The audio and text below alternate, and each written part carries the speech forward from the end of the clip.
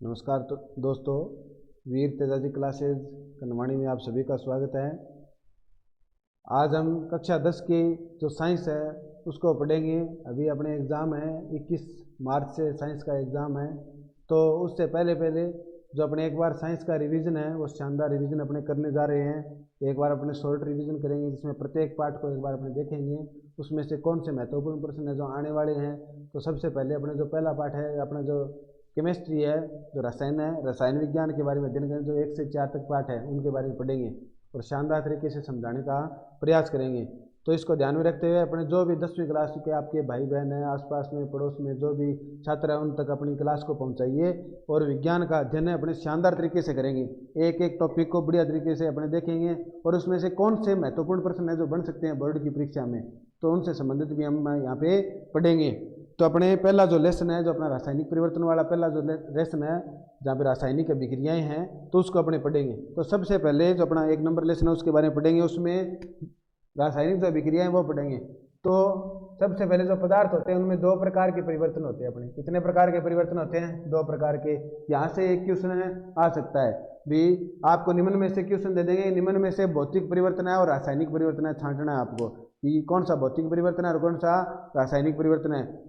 जो अपने अभ्यास वाले क्वेश्चन आते हैं उनमें एमसीक्यू में एक क्वेश्चन दे देंगे, तो 4 ऑप्शन दे देंगे, आपसे पूछेंगे कौन सा भौतिक परिवर्तन है और कौन सा रासायनिक परिवर्तन है। तो देखिएगा, भौतिक परिवर्तन 2 प्रकार के परिवर्तन होते हैं। एक तो होता है भौतिक, कौन सा होता है?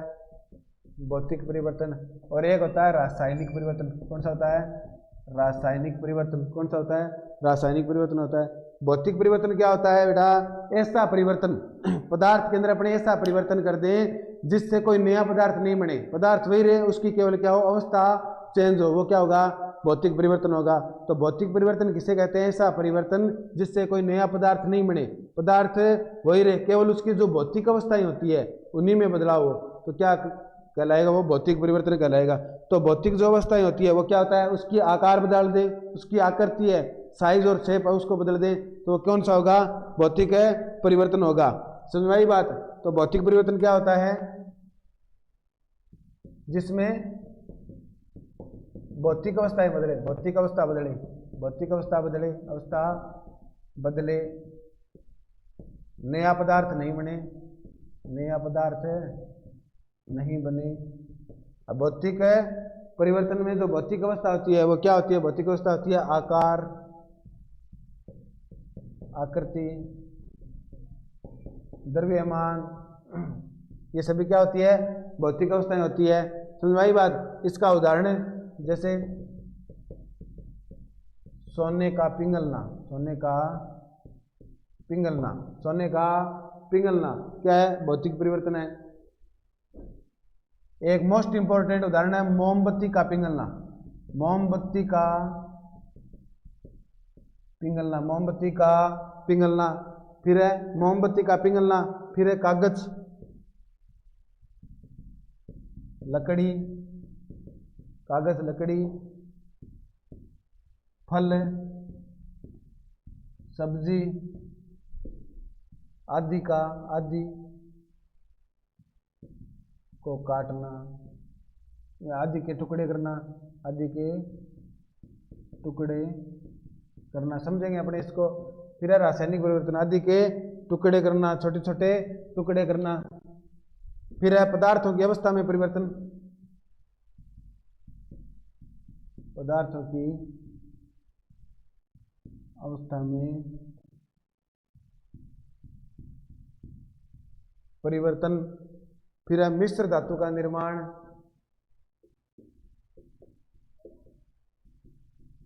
मिश्र धातु का निर्माण। ये सभी किस में आते हैं? भौतिक परिवर्तन में आते हैं। फिर है कुछ पदार्थों का जलीय विलयन, जैसे चीनी का जलीय विलयन, चीनी का जलीय विलयन, नमक का जलीय विलयन, नमक का जलीय विलयन। ये सभी किस में आते हैं? भौतिक परिवर्तन में आते हैं। फिर है रासायनिक परिवर्तन। इन परिवर्तनों में क्या होता है? रासायनिक गुणों में चेंज आता है, रासायनिक गुण में परिवर्तन आता है, परिवर्तन आता है।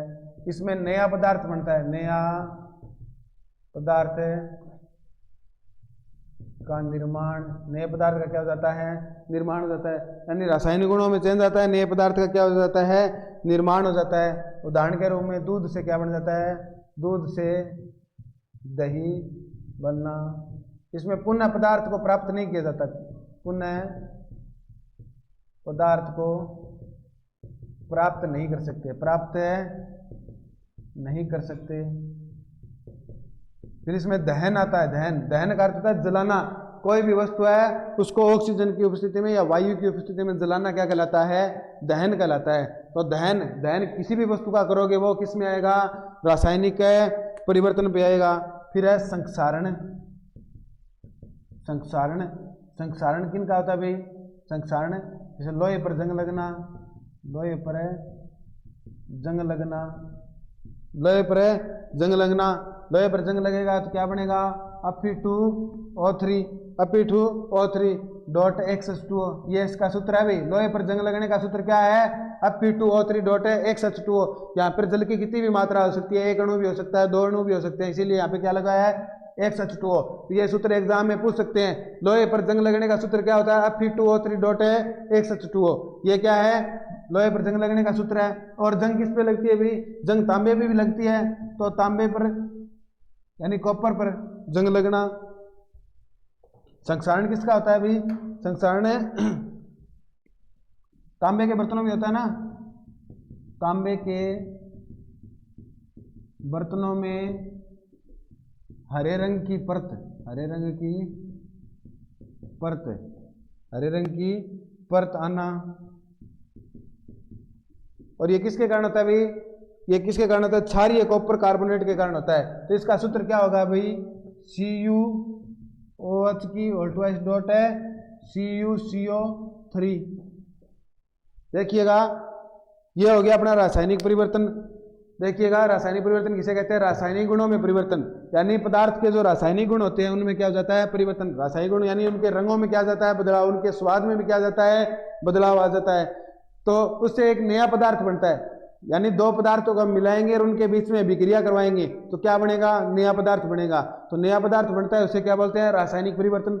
इसमें जो पहले वाला पदार्थ है उसको पुनः प्राप्त नहीं किया जा सकता। जैसे दूध का दही बनाना, दूध है, दूध में आपने क्या मिलाई, छाछ मिलाई, छाछ मिलाते ही उसका क्या बन गया, दही। यानी नया पदार्थ बनाना, दूध से क्या बना, दही। क्या बना, दही, नया पदार्थ बन गया। क्या आप दही से पुनः दूध प्राप्त कर सकते हो, क्या नहीं कर सकते। तो ये कैसा परिवर्तन है, रासायनिक परिवर्तन है। फिर है दहन, कोई भी वस्तु उसका दहन। लकड़ी को काटना, लकड़ी को काटना कौन सा परिवर्तन है, लकड़ी को काटना कौन सा परिवर्तन है, भौतिक परिवर्तन है। क्योंकि आपने उसके आकार में क्या कर दिया, बदलाव। क्या कर दिया, बदलाव। लकड़ी के मेन गुणों में कोई बदलाव हुआ क्या, उसके अंदर कोई जो द्रव्यमान है उसके अंदर बदलाव हुआ क्या, नहीं हुआ। तो कैसा परिवर्तन है, भौतिक परिवर्तन है। लकड़ी को जला दिया, जलने से क्या बन गई, राख। क्या बन गई, राख। अरे जला दी थे लकड़ी ने, जलाना क्या बन गई, राख। अब राख हो वापिस लकड़ी प्राप्त कर लियो आगे, कोनी बनी। तो राख से वापस आप लकड़ी प्राप्त कर सकते हो क्या, नहीं कर सकते। यानी क्या बन गया, नया पदार्थ बन गया। तो वो क्या होगा, रासायनिक परिवर्तन। आपको ऐसे ध्यान में रखना है, एग्जाम में अगर प्रश्न आए तो ऑप्शन बेस भी आ सकता है और छोटा 2 लाइनर क्वेश्चन भी आ सकता है। तो यहाँ से एक क्वेश्चन बनने की संभावना हो सकती है इस टॉपिक से। तो आपको पूछेगा निम्न में से रासायनिक परिवर्तन है, तो जो नया पदार्थ बन गया और वापिस वो पहले वाला पदार्थ प्राप्त नहीं कर सकते, तो वो क्या होगा, रासायनिक परिवर्तन है, होगा। भौतिक परिवर्तन क्या होता है, जिससे अपने पुनः प्राप्त कर सकते हैं, यानी उसके मेन गुणों के अंदर कोई चेंज नहीं आता। समझाई बात, रंग, आकार और आकृति में ही चेंज आता है, उसके स्वाद में कोई चेंज नहीं आता। जैसे कागज का टुकड़ा कर दिया, अरे कागज है तो वही, कागज का संगठन वही है, रंग वही है, टुकड़े तो हुए हैं। सेव को काटना, अब सेव को काट दिया है तो सेव के ही गुण उसमें, सेव को काटने के बाद है तो सेव के लक्षण उसके अंदर है। सेव को काटा, ये 2 भागों में बांटा है। अब देखो सेव को काटना कौन सा परिवर्तन है, भौतिक परिवर्तन। अब कटा हुआ सेव है, कुछ समय बाद में क्या हो जाएगा, भूरा। क्या हो जाएगा, भूरा। तो कटे हुए सेव का भूरा होना क्या कहलाता है, रासायनिक परिवर्तन। मोस्ट इंपोर्टेंट बात है ये, जो कटा हुआ सेव है उसका भूरा हो गया, वो कुछ समय बाद में उसने विक्रिया कर ली, विक्रिया करने से उसका रंग कैसा हो गया, भूरा। अब भूरे सेव को वापस आप पहले जैसा सेव बना सकते हो क्या, नहीं बना सकते। तो कटे हुए सेव का भूरा होना तो है रासायनिक परिवर्तन, सेव को काटना क्या है, भौतिक परिवर्तन। ये इंपॉर्टेंट लाइन है यहाँ पे।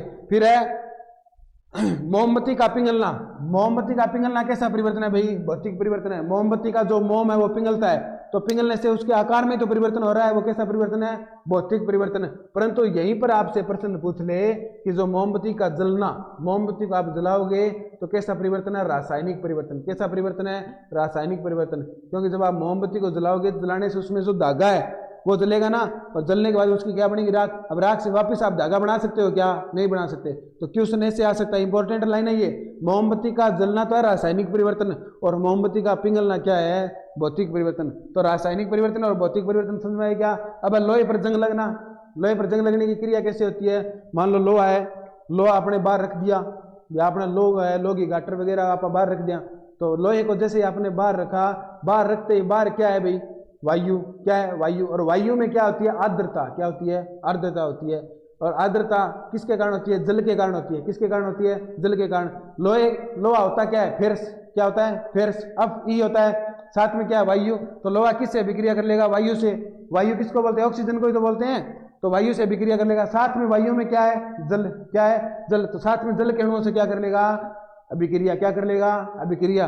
तो जंग का सूत्र क्या बन गया, लोहा साथ में तो वायु से अभिक्रिया करेगा, और साथ में किससे अभिक्रिया करेगा, जल से। अब जल के कितने भी अणु हो सकते हैं। तो जंग लगे लोहे का सूत्र क्या हो गया, Fe2O3 डॉट XH2O, यानी ये हो गया जंग लगे हुए लोहे का सूत्र। अब जैसे इनसे अभिक्रिया कर लेगा तो जो लोहा होता है, लोहे पर कैसी परत आ जाती है, भूरे रंग की या लाल रंग की क्या आ जाती है, परत आ जाती है। और जो परत आती है उसे क्या बोलते हैं, जंग लगना। क्या बोलते हैं, जंग लगना। क्वेश्चन आ सकता है कि लोहे पर जंग लगने को परिभाषित कीजिए। तो आप कैसे लिखोगे, जब लोहा होता है उसको वायुमंडल में खुला छोड़ देने पर, तो वायु तथा वायु में उपस्थित आर्द्रता यानी जल के अणुओं से अभिक्रिया करके वो क्या बना लेता है, Fe2O3 डॉट XH2O बना लेता है। ये क्या, जंग लगे हुए लोहे का सूत्र है, जिससे उसके ऊपर भूरे रंग की परत जमा हो जाती है। इसे क्या बोलते हैं, जंग लगना या संक्षारण बोलते हैं।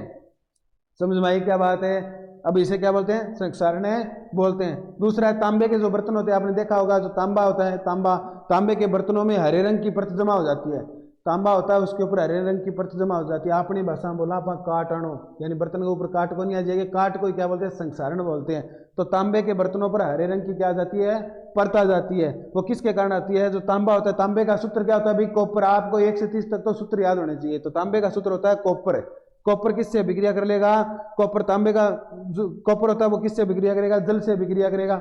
साथ में जो वायुमंडल में कार्बन डाइऑक्साइड है उससे भी अभिक्रिया कर लेगा। तो क्या बन जाएगा, तांबे का जो तांबे पर जो जंग लगती है उसका सूत्र क्या होता है, कॉपर हाइड्रोक्साइड है प्लस में कॉपर है कार्बोनेट होता है। कॉपर हाइड्रोक्साइड प्लस में कॉपर है कार्बोनेट होता है। और हाइड्रोक्साइड जहां भी लगे उसे क्या बोलते हैं, क्षारीय। क्या बोलते हैं, क्षारीय। आगे अपने 2 नंबर लेसन में आप पढ़ोगे अम्ल और क्षार। क्या पढ़ोगे, अम्ल और क्षार। अम्ल कौन से होते हैं, जो जलीय विलयन में। कैसे विलयन में, जलीय विलयन में कौन से आयन H प्लस आयन दे। तो जलीय विलयन में जो H प्लस आयन देते हैं वो क्या कहलाते हैं, अम्ल कहलाते हैं। और जो जलीय विलयन में OH माइनस आयन दे वो क्या कहलाते हैं, क्षार कहलाते हैं। तो इसके अंदर क्या है, OH है, तो ये क्या होगा, क्षार। तो क्षारीय कैसा है, क्षारीय कॉपर। कैसा है, क्षारीय कॉपर। क्षारीय कॉपर क्या बना लेता है, कॉपर कार्बोनेट। कार्बोनेट का सूत्र क्या होता है, CO3। CO3 को क्या बोलते हैं, कार्बोनेट। CO3 को क्या बोलते हैं, कार्बोनेट। क्या बोलते हैं, कार्बोनेट बोलते हैं। CO2 को क्या बोलते हैं भाई, कार्बन डाइऑक्साइड। क्या बोलते हैं, कार्बन। 2 को साइंस में डाई बोलते हैं, 2 को क्या बोलते हैं, डाई। तो कार्बन डाई ऑक्सीजन है, तो ऑक्सीजन के साथ में कोई धातु कोई भी तत्व अभिक्रिया करता है वो क्या बनाता है, ऑक्साइड। क्या बनाता है, ऑक्साइड। ऑक्सीजन के साथ में कोई अन्य तत्व अभिक्रिया करता है वो क्या बनाता है, ऑक्साइड। तो इसको बोलते हैं डाई। और ऑक्सीजन के साथ में क्या बन गया, ऑक्साइड। क्या बन गया, ऑक्साइड। एक होता है CO, एक होता है CO, इसे बोलते हैं carbon monoxide. Carbon monoxide, carbon monoxide. ये कैसे होती है अभी, ये कोयले या लकड़ी का अपूर्ण दहन होता है, यानी पूरी तरह से जो नहीं जलता है, तब कौन सी गैस बनती है, कार्बन मोनोऑक्साइड बनती है। तो ये आपका पहला हो गया भौतिक परिवर्तन, रासायनिक परिवर्तन। मिश्र धातुओं का अपने निर्माण करते हैं। जब मिश्र धातुओं का निर्माण करते हैं, मिश्र धातु क्या होती है, 2 धातुओं को मिलाकर के जब नई धातु बनाई जाती है वो क्या कहलाती है, मिश्र धातु कहलाती है। समझाई बात। कांसा है, जैसे कांसा क्या है, एक प्रकार की मिश्र धातु है। और चीनी का जल में विलयन। अब चीनी का जल में विलयन, भौतिक परिवर्तन कैसे भी, आपने चीनी को जल में घोल लिया, घोलने के बाद में पूरी तरह से वो जल में क्या हो गई, मिल गई। एक तो ये है सममांगी मिश्रण। कैसा मिश्रण है, सममांगी मिश्रण, क्योंकि इसमें पूरी तरह से चीनी क्या हो गई, जल में घुल गई। अब आपको वापस क्या करनी है, प्राप्त चीनी प्राप्त करनी है, तो क्या करोगे आप उसको गर्म करोगे। गर्म करोगे तो उसके अंदर जो जल है, जल भाप बन के क्या हो जाएगा, वातावरण में चला जाएगा। तो भाप बन के वातावरण में चला जाएगा। पानी है जिसको पानी भी मौके हो जाए उड़ जाए, तो नीचे पेंदा में क्या जमेगी, चीनी जमेगी। क्या जमेगी, चीनी। या नहीं थे क्या काम करियो, ये पानी है, पानी के बाद चीनी घोल ली, वो पानी और चीनी को क्या बन गया, मिश्रण बन गया। इन्हें घोल ली तो चीनी है, अब इन गर्म करोगे वापिस चीनी प्राप्त करने खातिर, तो पानी है जिसको वातावरण में उड़ जाओ, वातावरण में उड़ जाओ, यानी पानी हो भाप बन के वाष्प बन के वातावरण में चला जाएगा। पेंदे में क्या रह जाएगी, चीनी रह जाएगी। तो ये भी कैसा है, भौतिक परिवर्तन, यानी पुनः अपने पदार्थ को प्राप्त कर सकते हैं ना।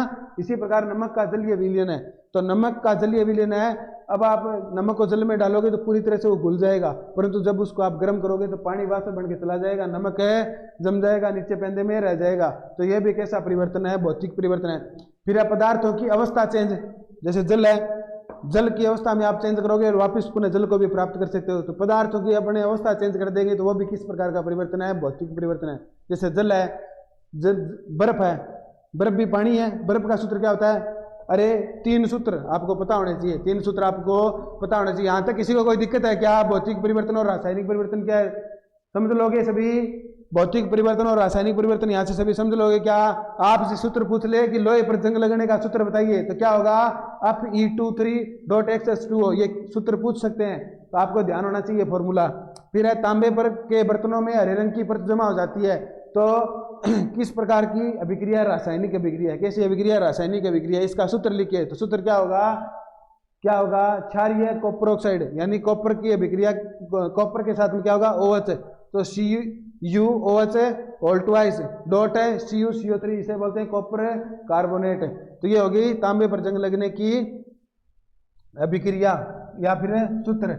यहां तक कोई दिक्कत किसी को, भौतिक और रासायनिक परिवर्तन समझ में आए ना, सभी क्या है कि नहीं है।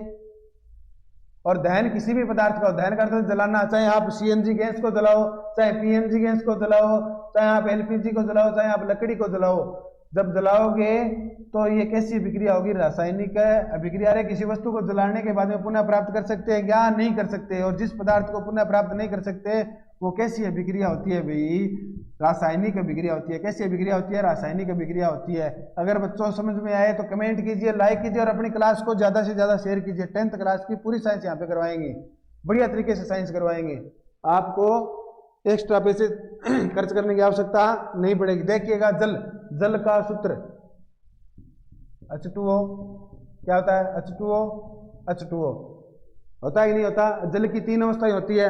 अब बताओ बर्फ का इनमें सूत्र कौन सा है, द्रवीय जल का सूत्र कौन सा है और गैस का सूत्र कौन सा है। अगर H2O के आगे लग जाए अस, क्या लग जाए अस, तो वो क्या बन जाता है, बर्फ। क्या बन जाता है, बर्फ। यानी ये क्या है, ठोस, और बर्फ क्या होती है, ठोस होती है।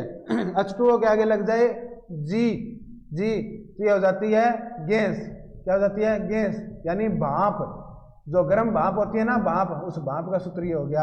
अगर H2O के आगे लग जाए अल का अर्थ है लिक्विड, तो ये हो गया द्रव। क्या हो गया, द्रव, पानी, जिसको आप पिया पानी, उसका सूत्र है हो जाता है, उसका सूत्र है हो जाता है। अब देखो, अब जो जल होता है, जल की अवस्था में परिवर्तन क्या है, भौतिक परिवर्तन है। कैसे, मान लो ये बर्फ है, ये बर्फ का टुकड़ा है, यानी H2O सॉलिड है, ये बर्फ का टुकड़ा है। अब इसको आपने ताप दिया, गर्म किया, ताप देने पर ये किस में बदल गया, जल में बदल गया। अब इसको आपने और अधिक ताप दिया, गर्म किया, गर्म करने पर ये किस में बदल गया, भाप में, यानी वेपर में बदल गया, भाप में बदल गया। बदला नहीं बदला, तो ये कैसी अवस्था है, ठोस अवस्था। कैसी अवस्था, पदार्थ की मुख्य रूप से तो 3 अवस्थाएं होती है। कितनी होती है, 3। और वैसे पदार्थ की अवस्था कितनी होती है, 5 होती है। तो 3 कौन सी होती है मुख्य रूप से, ठोस, द्रव और गैस। तो ये कैसी अवस्था है, पदार्थ की ठोस अवस्था है। ताप दिया, किसमें बदला, जल में, तो ये कैसी अवस्था हो गई, द्रव अवस्था। कौन सी होगी, द्रव होगी। यह है भाप, तो ये कैसी अवस्था है, गैसीय अवस्था। गैसीय अवस्था, कैसी अवस्था है, गैसीय अवस्था। कैसी अवस्था है, गैसीय अवस्था है। तो देखिए यहाँ तक किसी को कोई दिक्कत है। अब क्या आप वापिस इसको बर्फ में बदल सकते हैं क्या, क्योंकि भौतिक परिवर्तन क्या कहता है कि पुनः हम उस पदार्थ को प्राप्त कैसे कर सकते हैं। तो भाप है, भाप को आप दाब लगा करके, कम ताप पर दाब लगा करके किस में बदल सकते हो, जल में बदल सकते हो। और इस क्रिया को बोलते हैं संघनन। क्या बोलते हैं, संघनन। क्या बोलते हैं, संघनन। जल है, जल को कम ताप पर आप किस में बदल सकते हो, बर्फ में। किस में बदल सकते हो, बर्फ में। इस क्रिया को बोलते हैं हिमन। क्या बोलते हैं, हिमन, या फ्रीजिंग बोलते हैं। क्या बोलते हैं, फ्रीजिंग बोलते हैं। तो इस प्रकार भाप से जल, जल से बर्फ वापस प्राप्त कर सकते हैं, नहीं कर सकते, कर सकते हैं ना। तो ये क्रिया क्या कहलाती है, भौतिक परिवर्तन। क्या कहलाती है, भौतिक परिवर्तन। यहाँ तक किसी को कोई दिक्कत हुई, भौतिक और रासायनिक परिवर्तन में किसी को कोई दिक्कत है क्या? तो ये आपका पहला पॉइंट, ये कक्षा 10 के पहले पाठ के अंदर, पहले अध्याय के अंदर है। तो ये सभी भौतिक परिवर्तन है। समझ में है ना, भौतिक और रासायनिक परिवर्तन में क्या अंतर होता है। अब अगर आपसे पूछ ले कि भाई जो संक्षारण है, संक्षारण यानी काट लगना है, तो काट लगने से जो पदार्थ का द्रव्यमान है, पदार्थ के द्रव्यमान में वृद्धि होती है, कमी होती है। एक होता है द्रव्यमान और एक होता है भार। एक होता है द्रव्यमान। दो बातें आपको पता होनी चाहिए, एक तो होता है द्रव्यमान जिसे हम मास बोलते हैं, और एक होता है भार जिसे क्या बोलते हैं, डब्लू यानी वेट बोलते हैं। भार और द्रव्यमान, क्या अंतर है इसमें, द्रव्यमान और भार में क्या अंतर है। आप जो बोलते हो ना कि मैं 60 किलो का हूँ, 60 किलो का, तो वो क्या है, अरे एक तो है 60, थारो भार की तो है, थान पता है कि थार द्रव्यमान की तो है, पता है। अपन कोई पूछ ले तू कितना किलो है, तो वो क्या है थे थारी जान में किसान, तो वो है भार। तो ये सोचो भार, वो भार नहीं होता, वो क्या होता है द्रव्यमान। 60 किलो क्या होता है, द्रव्यमान। द्रव्यमान की यूनिट क्या होती है, किलोग्राम। क्या होती है, किलोग्राम। तो बताओ भाई भार की यूनिट क्या होती है, पता है क्या आपको, 9th क्लास में आपने पढ़ा होगा। तो भार की यूनिट क्या होती है पता है, भार की यूनिट होती है न्यूटन। क्या होती है, न्यूटन। क्या होती है, न्यूटन। तो द्रव्यमान, द्रव्यमान, द्रव्यमान और भार में अंतर जानते हो क्या, अरे जानते हो क्या। द्रव्यमान क्या होता है, किसी पदार्थ में उस उपस्थित उसके सभी अवयव क्या कहलाते हैं, द्रव्यमान। क्या कहलाते हैं, द्रव्यमान। जैसे अपना शरीर है, अपने शरीर में उपस्थित जो भी अपने अंग है, कोशिका है, सारी सारा जो अपनी स्किन है, जो उत्तक है, उन सभी को मिलाकर अपने शरीर का क्या बनता है, द्रव्यमान। क्या बनता है, द्रव्यमान। क्या बनता है, द्रव्यमान बनता है। और अपने शरीर को अब यहाँ से आपको अंतरिक्ष में ले जाएं, क्या आपकी कोशिका में कोई कमी होगी क्या, आपके शरीर के संगठन में कोई कमी होगी क्या, नहीं होगी। तो आपका द्रव्यमान तो वही रहेगा, आपका भार क्या हो जाएगा, चेंज हो जाएगा। भार क्या हो जाएगा, चेंज हो जाएगा। जो 60 किलो है वो आपका क्या द्रव्यमान, यानी आपके अंदर उपस्थित जो आपके अवयव है उनको वो उनका सभी का संगठन है, वो द्रव्यमान। समझाई बात है। तो ये तो होता है आपके सभी पदार्थ के सभी अवयवों का संगठन, सभी अवयवों का संगठन। जैसे आपने 9th क्लास में पढ़ा होगा कि कोई पदार्थ है, पदार्थ का द्रव्यमान कितना होता है, हमने पढ़ा था ना, पदार्थ का द्रव्यमान, परमाणु क्रमांक व पदार्थ का द्रव्यमान। पढ़ा कि नहीं पढ़ा। तो ये मान लो हाइड्रोजन है, ये मान लो ऑक्सीजन है, ऑक्सीजन का परमाणु क्रमांक होता है 8। कितना होता है, 8। और इसका द्रव्यमान क्या होता है, 16। तो ये द्रव्यमान क्या है, ऑक्सीजन के अंदर उपस्थित प्रोटॉन और न्यूट्रॉन, प्रोटॉन प्लस है न्यूट्रॉन, यानी इसके अंदर जो उपस्थित सभी अवयव है उनका योग क्या कहलाता है, द्रव्यमान। ये तो इसका द्रव्यमान। समझाई बात। भार क्या होता है, भार होता है W बराबर mg। ये आपने 9th क्लास में पढ़ा होगा। भार का सूत्र होता है W बराबर mg, यानी हमारे गुरुत्वाकर्षण के प्रभाव में जो हम बल को अनुभव करते हैं वो क्या कहलाता है, भार कहलाता है। गुरुत्वाकर्षण के प्रभाव में जो हम बल को अनुभव करते हैं वो क्या कहलाता है, भार कहलाता है। भार हमारा कितना हो सकता है, भार 0 भी हो सकता है। भार कैसा हो सकता है, 0 भी हो सकता है। द्रव्यमान 0 नहीं होता। द्रव्यमान, किसी वस्तु का द्रव्यमान 0 कभी भी नहीं होता। तो द्रव्यमान 0 कभी भी नहीं होता, हमेशा कुछ ना कुछ होगा। कोई भी वस्तु होता है, जैसे परमाणु है, परमाणु का भी कुछ ना कुछ द्रव्यमान होता है कि नहीं होता, होता है। समझ वही बात है। तो सबसे छोटी इकाई क्या होती है, परमाणु होती है। भी परमाणु आगे जाकर के हमने सिद्धांत पढ़े, अलग अलग भागों में बंट गया। वैसे पदार्थ की संयुक्त सबसे छोटी इकाई क्या होती है, परमाणु होती है। परमाणु में फिर क्या होता है, इलेक्ट्रॉन, प्रोटॉन और न्यूट्रॉन होते हैं। तो भार 0 हो सकता है। भार 0 कहाँ पे हो सकता है, मान लो आपका वजन है 10 किलोग्राम, आपका वजन है 10 किलोग्राम, तो आपका भार कितना होगा, पृथ्वी पर आपका भार कितना होगा, आपका वजन है 10 किलोग्राम, तो आपका भार होगा W बराबर अम क्या है, आपका वजन है किलोग्राम, भार है, अम क्या द्रव्यमान है। तो आपका, आप बता रहे हो आपका भार 10 किलोग्राम, तो आपका भार कितना होगा, 10 किलोग्राम, तो आपका द्रव्यमान है इंटू जी। ये जी क्या है भाई, ये जी क्या है, यह है गुरुत्वीय त्वरण। ये क्या है, गुरुत्वीय त्वरण। गुरुत्वाकर्षण के प्रभाव में जो त्वरण का अनुभव किया जाता है पृथ्वी के ऊपर, वो क्या है, गुरुत्वीय त्वरण। और इसका मान फिक्स होता है। इसका मान क्या होता है, फिक्स होता है। इसका मान कितना होता है, 9.8 मीटर प्रति सेकंड स्क्वायर। इसका मान फिक्स होता है 9.8 मीटर प्रति सेकंड स्क्वायर। तो देखिएगा आपका भार कितना होगा, 98 न्यूटन। आपका भार कितना होगा? 98 न्यूटन होगा, यानी आपका भार क्या होगा? 98 न्यूटन होगा। समझ में आई क्या बात है? और जैसे आप अंतरिक्ष में जाओगे, अंतरिक्ष में गुरुत्वाकर्षण आप जानते ही होंगे। गुरुत्व क्या है? पृथ्वी पर प्रत्येक वस्तु को पृथ्वी अपनी तरफ आकर्षित करती है, वैसे ब्रह्मांड के अंदर प्रत्येक ग्रह एक दूसरे को अपनी तरफ आकर्षित करते हैं, और इसी आकर्षण बल को क्या बोलते हैं? अपने गुरुत्वीय बल बोलते हैं। क्या बोलते हैं? गुरुत्वीय बल बोलते हैं। तो पृथ्वी के अंदर प्रत्येक वस्तु को पृथ्वी अपनी तरफ आकर्षित करती है, इसी आकर्षण को क्या बोलते हैं? गुरुत्वीय बल बोलते हैं, गुरुत्वाकर्षण बल बोलते हैं। समझ में आई बात है? तो होता है गुरुत्वाकर्षण बल। पृथ्वी के ऊपर गुरुत्वाकर्षण बल का प्रभाव होता है। और पृथ्वी से बाहर जैसे आप अंतरिक्ष में जाओगे, अंतरिक्ष में जाता ही जी का मान क्या हो जाता है? जीरो। क्या हो जाता है? जीरो। जी का मान क्या हो जाता है? जीरो, क्योंकि वहां पे आपको खिंचाव अनुभव नहीं होगा। जी का मान वहां पे जीरो हो गया। आपका द्रव्यमान कितना है? 10 किलोग्राम। कितना है? 10 किलोग्राम। 10 किलोग्राम आपका द्रव्यमान है। सूत्र क्या होता है? बल और डब्लू वेट। बाहर एक प्रकार का क्या है? बल। बाहर एक प्रकार का बल होता है जो आपको अनुभव होता है। कहां पर? गुरुत्वाकर्षण के प्रभाव में आपको अनुभव होता है। तो यहाँ पर जो वेट, आपका वेट का मान कितना आएगा? 10 किलोग्राम। और जी का मान क्या है? अंतरिक्ष में जीरो। क्या है? जीरो। तो आपका भार यहाँ पे क्या हो जाएगा? जीरो। परंतु आपका द्रव्यमान क्या रहेगा? 10 किलोग्राम में रहेगा। समझ में आई बात? तो भार और द्रव्यमान में ये अंतर है। जो आप दिल्ली में समझते हो कि मेरा 10 किलोग्राम भार है, वो भार नहीं है, वो क्या है? द्रव्यमान है। पृथ्वी पर आपका 10 किलोग्राम आपका अगर द्रव्यमान है तो भार कितना होगा? 98 न्यूटन होगा। भार का मात्रक होता है 98 न्यूटन। तो देखो भाई, रासायनिक परिवर्तन और भौतिक परिवर्तन के अंदर क्या होता है? रासायनिक परिवर्तन में कोई वस्तु, उसका भार में क्या बदलाव आएगा? देखो भाई, जैसे मान लो लोहा है, लोहे पर जंग लगना क्या है? रासायनिक है, अभिक्रिया है।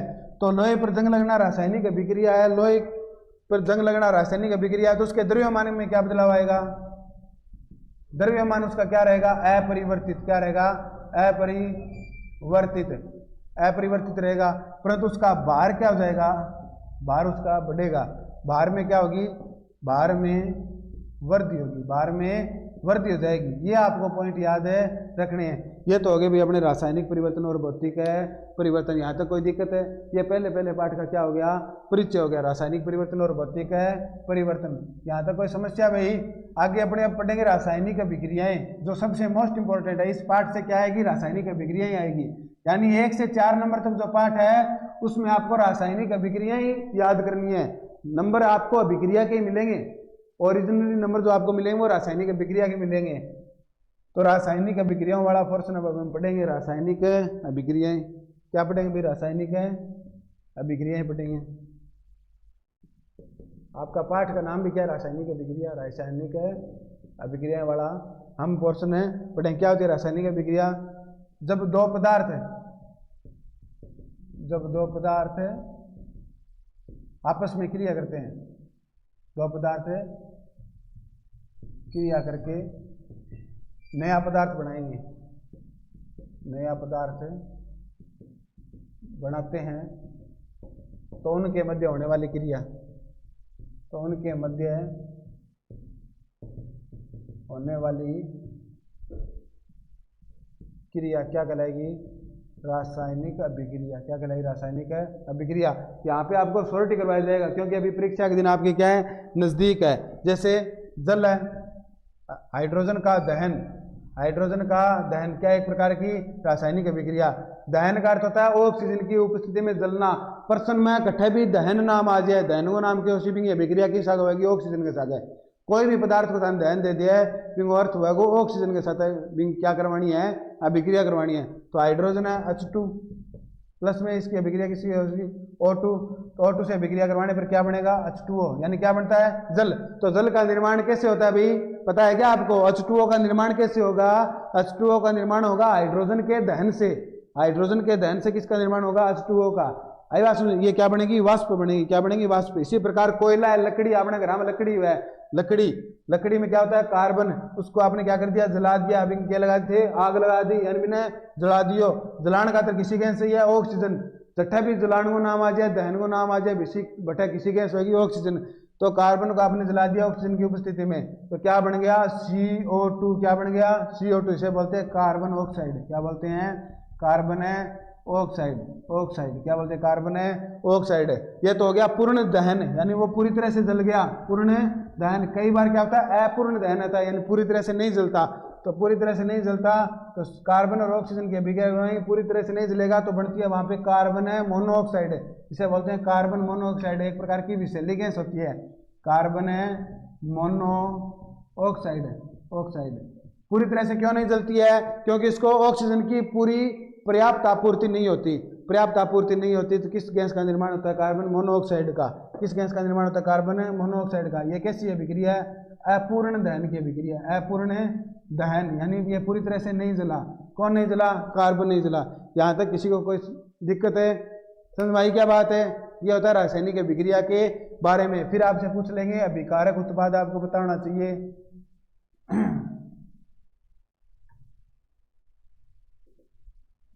अब रासायनिक अभिक्रिया को लिखते कैसे वो तो आपको पता ही होना चाहिए। रासायनिक अभिक्रिया में कुछ पद होते हैं, मान लो ये कोई ए है प्लस बी है, अभिक्रिया करके क्या बना रहा है, सी प्लस डी, मान लो कोई पदार्थ बना रहा है। तो इनको क्या बोलते हैं, इनको क्या बोलते हैं, आपको पता तो होना चाहिए।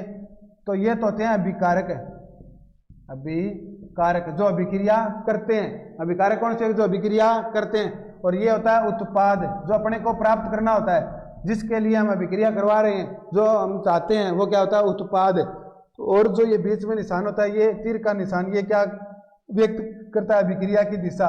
ये हमें बताता है अभिक्रिया की दिशा, बताता है अभिक्रिया की दिशा बताता है तीर का निशान। हमेशा जो अभिकारक होंगे वो इसके टेल साइड में होंगे, यानी पुच्छ सिरे की तरफ होंगे। अभिकारक किस दिशा में होंगे, पुच्छ सिरे की तरफ होंगे, यानी अपने लेफ्ट साइड होंगे। और जो उत्पाद होते हैं वो किस तरफ होते हैं, राइट साइड होते हैं, यानी दाहिनी तरफ होते हैं। तो उत्पाद इसके हेड की तरफ होंगे, समझ में आई बात। अभिकारक कौन से होते हैं, जो अभिक्रिया करते हैं। जैसे मान लो दूध है, दूध में आपने क्या मिला दी, छाछ, तो क्या बन गया, दही। क्या बन गया, दही। तो ये क्या है, अभिकारक, यानी इनके मध्य में हमने क्या करवाई, अभिक्रिया क्या बनाई, करवाई अभिक्रिया।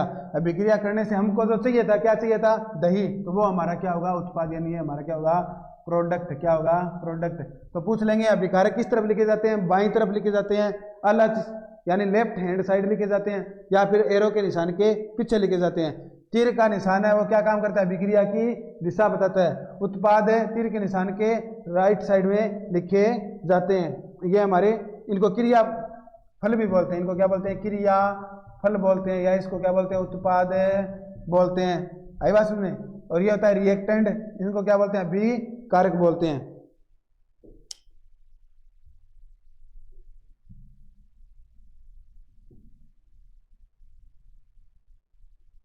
अब यहाँ पे एक आता है द्रव्यमान संरक्षण का नियम, जो कि बिल्कुल शॉर्ट में आपको करवाएंगे। ये यहाँ पे इंपॉर्टेंट है, थोड़ा बहुत आपको पता होना चाहिए। अब रासायनिक समीकरण आपको पता होना चाहिए। रासायनिक समीकरण, रासायनिक समीकरण का अर्थ होता है किसी रासायनिक अभिक्रिया को, कोई रासायनिक अभिक्रिया हो रही है उसको उसके प्रतीकों के रूप में दर्शाना क्या कहलाता है, रासायनिक समीकरण।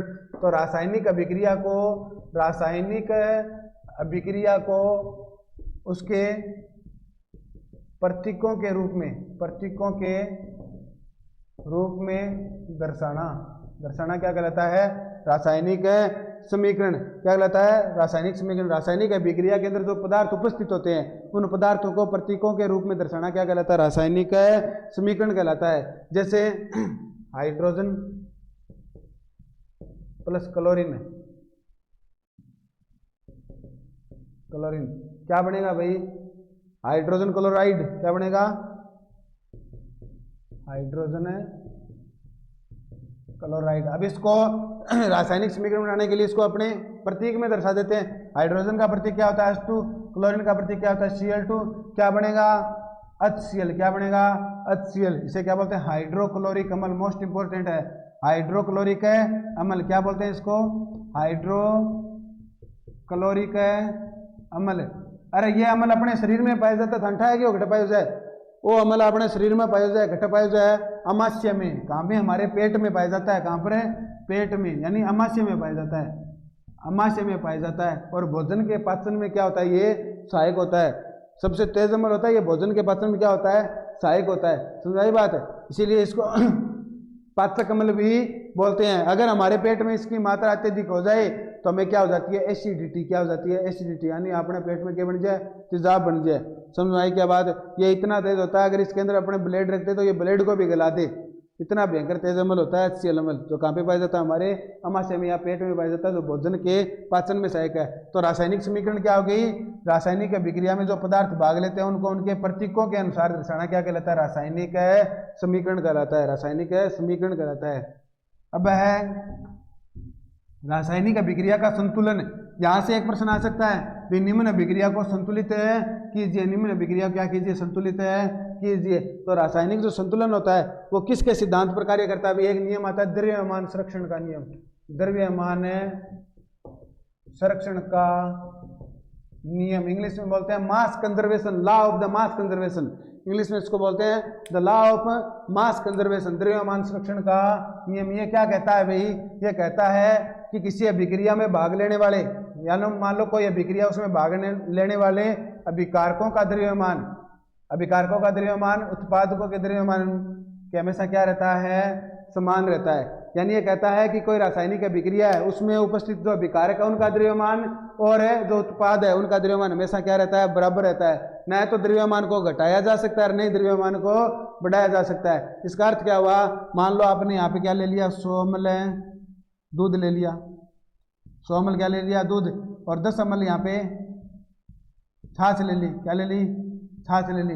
तो जो कुल अपने को उत्पाद मिलेगा उसका वजन कितना होना चाहिए भाई? कितना होना चाहिए? इनके मध्य में क्या होगी? अभिक्रिया। तो ये क्या है? अभिकारक। क्या है? अभिकारक। क्या है ये भाई? अभिकारक है। अब इनके मध्य में अभिक्रिया हो गई तो यहाँ पे उत्पाद बनेगा, तो इसका जो द्रव्यमान है वो कितना होना चाहिए? इनके बराबर होना चाहिए, कुल योग के बराबर होना चाहिए। इनका कुल योग कितना हो गया भाई? 110 ml। आपको क्या प्राप्त होगा? दही। क्या प्राप्त होगा? दही। भी आपने इतना मिलाया तो प्राप्त इतना ही होगा। तो ये क्या कहता है? ना तो इसमें से घटाया जा सकता है, भी 100 में थे 10 मिला होगा, 110 ही मिला होगा, ना तो 109 होगा ना 111 होगा। इन अर्थ क्या हो कि रासायनिक अभिक्रिया में भाग लेने वाले अभिकारकों का द्रव्यमान है उत्पादों के द्रव्यमान के हमेशा क्या रहता है? समानुपाती रहता है। समझ बात है? तो जो संतुलित रासायनिक समीकरण है वो किसके सिद्धांत पर कार्य करती है? द्रव्यमान संरक्षण के नियम के आधार पर है। इसीलिए रासायनिक अभिक्रियाओं का संतुलन क्यों आवश्यक है? भी रासायनिक अभिक्रियाओं का संतुलन क्यों करते हैं? इस द्रव्यमान संरक्षण के नियम का पालन करने के लिए हम क्या करते हैं? रासायनिक अभिक्रियाओं का संतुलन करते हैं। इसके अनुसार किसी अभिक्रिया में भाग लेने वाले अभिकारकों का द्रव्यमान उत्पादों के द्रव्यमान के हमेशा क्या होता है? बराबर होता है। न तो द्रव्यमान को घटाया जा सकता है, नहीं द्रव्यमान को बढ़ाया जा सकता है। ऐसी समीकरण कहलाती है संतुलित समीकरण। क्या कहलाती है? संतुलित समीकरण। अगर जो समीकरण संतुलित नहीं होती वो समीकरण कहलाती है कंकाली समीकरण। क्या कहलाती है? कंकाली समीकरण। तो एक होती है कंकाली समीकरण। समीकरण दो प्रकार की, एक होगी संतुलित, संतुलित यह किसका पालन करती है? द्रव्यमान संरक्षण के नियम का, द्रव्यमान संरक्षण नियम का पालन करती है, द्रव्यमान संरक्षण नियम का पालन है। 2 नंबर है कंकाली समीकरण। कंकाली समीकरण यह होती है असंतुलित समीकरण। असंतुलित समीकरण ये द्रव्यमान संरक्षण के नियम का पालन नहीं करते। जैसे देखो H2 + Cl2 2HCl, यह कैसी समीकरण है भाई? संतुलित समीकरण है। कैसी समीकरण है? संतुलित समीकरण। कैसे पता चलेगा? अभी हम देखेंगे। और रासायनिक अभिक्रिया का संतुलन करने के लिए जो विधि हम काम में लेते हैं वो कौन सी विधि लेते हैं? हिट एंड ट्रायल विधि। एक अभिक्रिया है N2 + H2, क्या बनेगा? NH3। क्या बनेगा? NH3 बनेगा। यह अभिक्रिया कैसी है भाई? यह अभिक्रिया कैसी है? असंतुलित अभिक्रिया है। यह क्या बन रही है? अमोनिया। और अमोनिया के निर्माण में कौन सी अभिक्रिया काम में लेते हैं? भी कौन सी विधि काम में लेते हैं? पता है क्या आपको? मोस्ट इंपोर्टेंट प्रश्न है। अमोनिया के निर्माण में कौन सी विधि काम में लेते हैं? हेबर विधि। कौन सी विधि? हेबर विधि। कौन सी विधि काम में लेते हैं? हेबर विधि। तो अमोनिया का निर्माण कौन सी विधि के द्वारा होता है? हेबर विधि के द्वारा। तो देखो इनमें से संतुलित कौन सी है, असंतुलित कौन सी है? यह अभिक्रिया कैसी है? संतुलित। ये कैसी है? असंतुलित।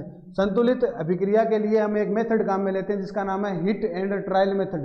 Hit and trial method. तो ये असंतुलित समीकरण है, इसीलिए इसको बोलते हैं कंकाली समीकरण। क्या बोलते हैं? कंकाली समीकरण। और भाई क्या पता चलियो भाई अपन ठा क्या चलियो का समीकरण संतुलित है, समीकरण असंतुलित है। क्या ठा चलियो? देखो आपने इस हिसाब आपने सीधो सो तरीको है, इनमें हाइड्रोजन क्लोरीन है नहीं, पहला पास लिख लियो हाइड्रोजन है। पहला पहिन करके देखा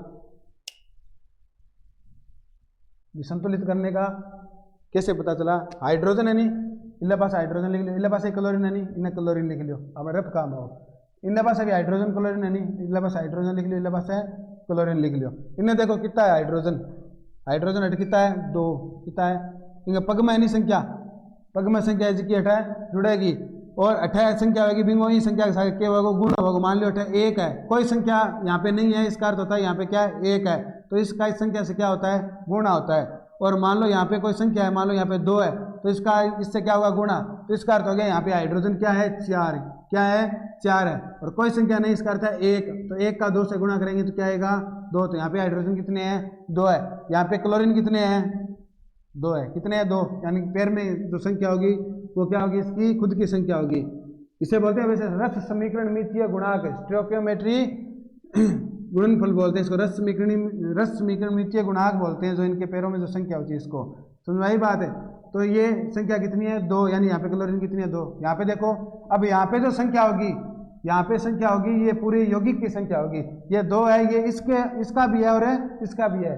अगर यहाँ पे आगे हमने संख्या लगा दी, इसका अर्थ हो गया ये हाइड्रोजन की भी संख्या है और क्लोरीन की भी संख्या है, समझ आई बात है। तो इनके पैर में कोई संख्या नहीं, इसका अर्थ क्या है 1, क्या है अर्थ 1। यहाँ पे क्लोरीन के पैर में भी कोई संख्या नहीं, इसका अर्थ क्या है 1। यहाँ यानी जहाँ पर कोई संख्या नहीं होती तो उसका अर्थ होता है वहाँ पे क्या होता है 1 होता है। तो देखिए अब यहाँ पे देखिए 1 है ना 1, इस 2 को 1 से गुणा कीजिए तो क्या आएगा 2, इस 2 को यहाँ पे कोई संख्या नहीं है मतलब 1 है तो इसे 1 से गुणा कीजिए क्या आएगा 2। तो यहाँ पे क्लोरीन कितने हैं 2, यहाँ पे क्लोरीन कितने हैं अभी कार्य की तरफ 2, यहाँ पे हाइड्रोजन कितने हैं 2, यहाँ पे हाइड्रोजन कितने भी 2, यानी दोनों तरफ संख्या समान है ना, इनका द्रव्यमान समान है ना। तो ये समीकरण कैसी है संतुलित समीकरण है। कैसे समीकरण है संतुलित समीकरण है। अब मान लो है संतुलित समीकरण है, कैसे पता चलेगा अपने को संतुलित है, फिर उसको संतुलित भी करना है। जैसे अमोनिया निर्माण की हाइड्रोजन अमोनिया निर्माण की हेबर विधि होती है, N2 प्लस है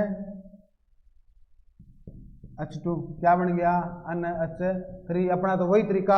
अब देखो यहाँ पे कोई संख्या है क्या नहीं है, नहीं है तो मतलब है यहाँ पे क्या है 1 है, इस 1 को इस 2 से गुणा करेंगे, नाइट्रोजन लिख दिया, यहाँ पे हाइड्रोजन लिख दिया, तो 1 को 2 से गुणा किया तो कितना आ गया 2 आ गया। यहाँ पे कोई संख्या है क्या नहीं है, तो हमने 2 से इसको गुणा किया तो क्या आ गया 2 आ गया, नहीं है इसका अर्थ होता है 1। यहाँ पे देखो कोई संख्या है क्या नहीं है, यहाँ पे नहीं है यानी 1 है, 1 को 1 से गुणा किया कितना आ गया, वापस नाइट्रोजन हाइड्रोजन लिख लेंगे कितना आ गया 1 आ गया। यहाँ पे कोई संख्या है क्या नहीं है, यहाँ पे 3 है तो 3 को 1 से गुणा किया कितना आ गया 3 आ गया। हाइड्रोजन कितने आ गए 3। अब देखो भाई इधर नाइट्रोजन कितने हैं 2, इधर नाइट्रोजन कितने हैं 1 है, तो बताओ ये समीकरण संतुलित है क्या नहीं है। आगे और देख लेते हैं, हाइड्रोजन यहाँ पे कितने हैं 2, यहाँ पे कितने हैं 3, क्या ये समीकरण संतुलित है क्या नहीं है, नहीं है ना।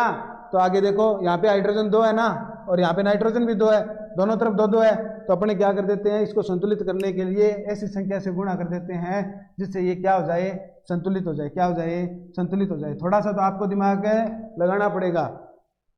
यहाँ पे हमने क्या लगा दिया 2 लगा दिया। अब देखिए 2 लगाने से यहाँ पे नाइट्रोजन कितने हो गए, नाइट्रोजन 2 हो गए, कितने हो गए 2 हो गए, क्योंकि यहाँ पे 2 है यहाँ पे 1 है, तो 2 का 1 से गुणा किया कितना हो गया 2 हो गया। अब हाइड्रोजन देखो, हाइड्रोजन कितना होसी भाई, हाइड्रोजन 3 कितना होसी 3, अरे सही है गे 3 होसी हाइड्रोजन नहीं 3 है नहीं होगा, तो कितना होगा ये 2 है ना, ये दो नाइट्रोजन के भी है और हाइड्रोजन के भी है, यानी ये पूरे के साथ में गिना जाएगा।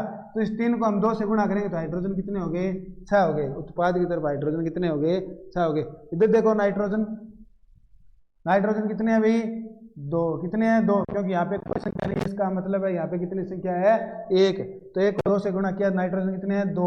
इधर हाइड्रोजन कितने हैं भाई 2, कोई संख्या नहीं है मतलब है 1, तो 2 से गुणा किया तो कितना हो गया हाइड्रोजन है 2। इधर देखो नाइट्रोजन कितने हैं 2, इधर नाइट्रोजन है 2, ठीक है नाइट्रोजन तो सही है। अब इधर देखो हाइड्रोजन कितने हैं 2, इधर हाइड्रोजन कितने हैं 6, अरे भाई हाइड्रोजन का लोचा हो गया ना, यहाँ पे हाइड्रोजन की संख्या बराबर है नहीं है, तो ऐसी कौन सी संख्या से गुणा करे कि हाइड्रोजन हो जाए 6, कौन सी से गुणा करेंगे भाई, यहाँ पे कर देंगे 3 से, किससे कर देंगे 3 से, किससे कर देंगे 3 से।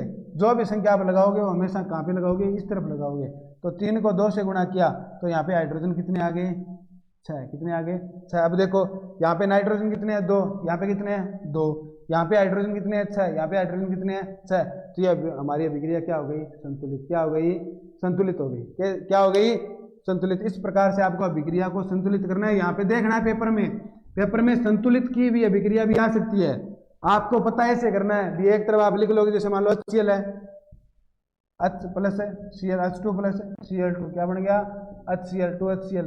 तो आप यहाँ पे हाइड्रोजन लिखोगे, फिर क्लोरीन लिखोगे, फिर यहाँ पे हाइड्रोजन लिखोगे, फिर क्लोरीन लिखोगे, तो आपको पता चल जाएगा भी यहाँ पे हाइड्रोजन की संख्या कितनी है। यहाँ पे 2 है, यहाँ पे 2 है क्लोरीन की, यहाँ पे 2 हाइड्रोजन, यहाँ पे क्लोरीन की 2 है, तो चारों संख्याएं बराबर आ रही है। इसका मतलब अभिक्रिया क्या है, संतुलित है। तो बच्चों को कंफ्यूज करने के लिए कई बार वो इस प्रकार संतुलित अभिक्रिया भी दे सकता है। एक अभिक्रिया आपको संतुलित करके और बता देता हूं, और फिर आज की क्लास को क्या देंगे, विराम देंगे। कैसा लग रहा है अभी बच्चों तरीका, जल्दी से जल्दी कमेंट करके बताइए आप। तो अपने एक अभिक्रिया है,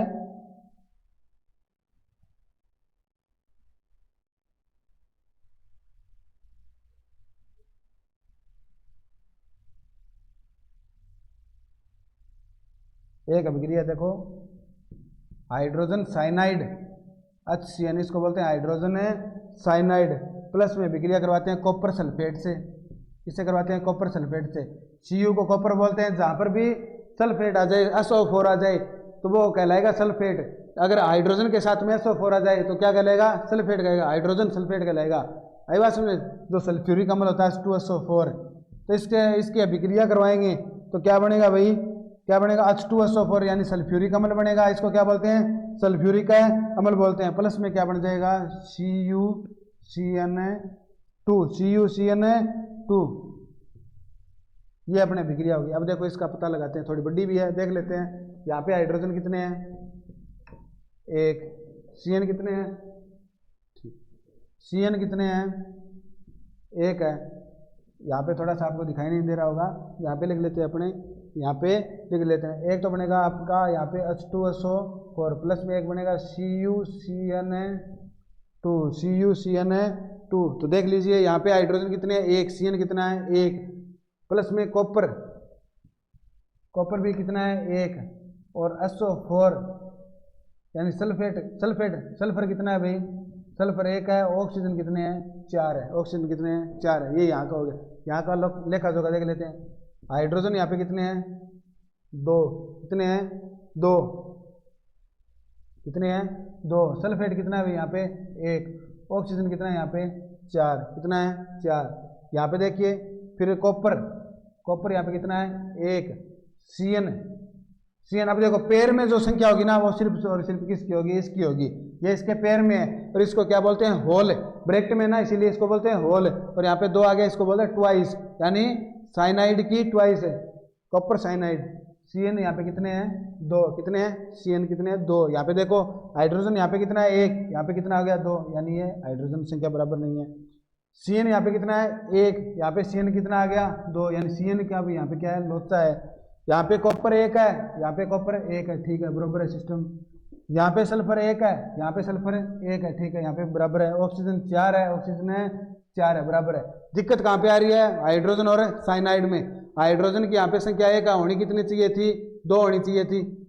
साइनाइड की यहाँ पे 1 है, होनी कितनी चाहिए थी, 2 होनी चाहिए थी। तो ये है हाइड्रोजन साइनाइड, इन 2 में लोचा है। ये सभी तो क्या है, संतुलित है, इनकी संख्या क्या है, बराबर है। तो क्या करेंगे, ऐसी संख्या से गुणा कर देंगे जिससे ये क्या हो जाएगा, साइनाइड 2 हो जाएगा और हाइड्रोजन भी क्या हो जाएगा, 2। तो हम इसको किससे गुणा कर देंगे, 2 से गुणा कर देंगे। किससे गुणा कर देंगे, 2 से गुणा कर देंगे। तो अब देख लेते हैं अभी बराबर है क्या, वापिस हिट एंड ट्रायल मेथड बोलते हैं इसको। क्या बोलते हैं, हिट एंड ट्रायल मेथड। पूछ लेंगे भी रासायनिक अभिक्रिया संतुलित किस विधि से करते हैं, हिट एंड ट्रायल विधि से करते हैं। देखो यहाँ पे हाइड्रोजन, तो देखो ये यहाँ पे संख्या है, इसके पैर में 1 है तो इससे गुणा होगा। इस बात का विशेष ध्यान रखना, आप इस बात का ध्यान नहीं रखते। तो हाइड्रोजन की संख्या क्या होगी, 2 होगी। साइनाइड है, साइनाइड की संख्या यहाँ से कितनी होगी, 2 हो गई। कॉपर है, कॉपर कितना है, 1। सल्फेट कितना है, 1। ऑक्सीजन कितना है, 4। यहाँ पे सल्फर अलग है बेटा, अलग तत्व होता है सल्फर, ऑक्सीजन अलग तत्व होता है, ठीक है। इस तरफ देख लेते हैं, हाइड्रोजन कितना है, 2। सल्फर कितना है, 1। ऑक्सीजन कितना है, 4। कॉपर कितना है, 1। साइनाइड कितना है, 2। अब देखिएगा हाइड्रोजन 2 है ना, यहाँ पे हाइड्रोजन है 2, ठीक है। यहाँ पे साइनाइड 2, यहाँ पे भी साइनाइड है 2, ठीक है। यहाँ पे कॉपर 1, यहाँ पे भी कॉपर 1 है, ठीक है। यहाँ पे सल्फर 1, यहाँ पे भी सल्फर है 1, यहाँ पे ऑक्सीजन 4, यहाँ पे ऑक्सीजन 4, यानी हमारी अभिक्रिया क्या है, संतुलित। यानी यहाँ पे कुल द्रव्यमान अपना कितना रहा है, 2 2 4 1 5 6 और 10, यानी यहाँ पे कुल तत्वों का द्रव्यमान कितना है, 10। और इधर 2 और 1 है 3, 3 और 4 है 7, 7 और 1 8 2 10, यानी यहाँ पे कुल कितने हैं, 10। इसलिए हमारी अभिक्रिया क्या है, संतुलित है। तो आज की क्लास आपको कैसी लगी बताइएगा कमेंट करके। ज़्यादा से ज़्यादा अपने दोस्तों को ये क्लास शेयर कीजिए। 9th क्लास के बच्चे, उनके लिए भी इंपॉर्टेंट, आगे 10th क्लास के लिए, और जो 10th में जनरत है उनके लिए भी इम्पोर्टेंट है एग्जाम की दृष्टि से। जो अपना अभी 21 मार्च को एग्जाम है साइंस का, तो उसके लिए बहुत ही महत्वपूर्ण है। इसी के साथ सभी को नमस्कार दोस्तों, राम राम, जय वीर तेजा जी की।